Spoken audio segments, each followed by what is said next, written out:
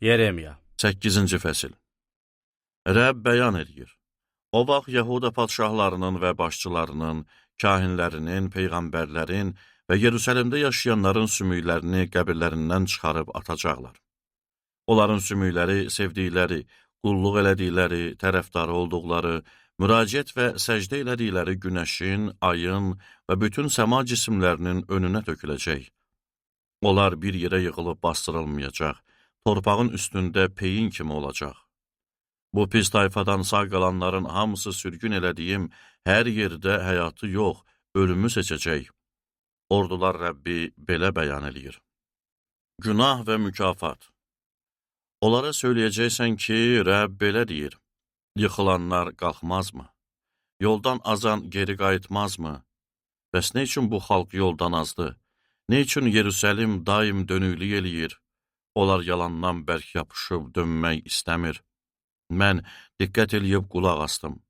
Heç kəs düz danışmır. Neynədim deyib öz pisliyindən tövbə eləmir. Hər biri döyüşə atılan at kimi öz yoluna tərəf dönür. Hətta göydə uçan leylək də öz vaxtını bilir. Qumru, qaranquş, durna da uçub gələcəkləri vaxtı gözləyir. Amma mənim xalqım Rəbbin hökmlərini bilmir. Nə haqla deyirsiniz ki, biz müdrikik? Rəbbin qanunu bizdədir.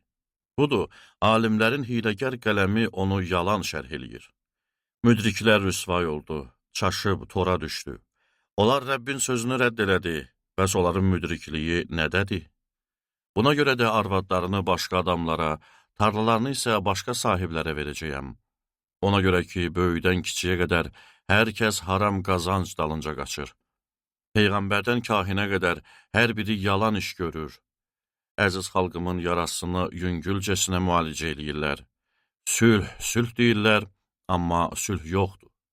İyrənc işlər görəndə utanırlarmı? Yox, heç utanmırlar. Utanıb qızarmaq bilmirlər. Buna görə yıxılanlar arasında onlar da olacaq.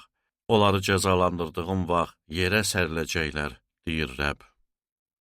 Onları qırıb çatacağam, Rəbb belə bəyan eləyir. Pənək üzüm gətirməyəcək, əncir ağacı bar verməyəcək, yarpaqlar solacaq. Mən onlara nə verdimsə, hamısı əllərindən alınacaq. Nə üçün yerimizdə oturmuşuq?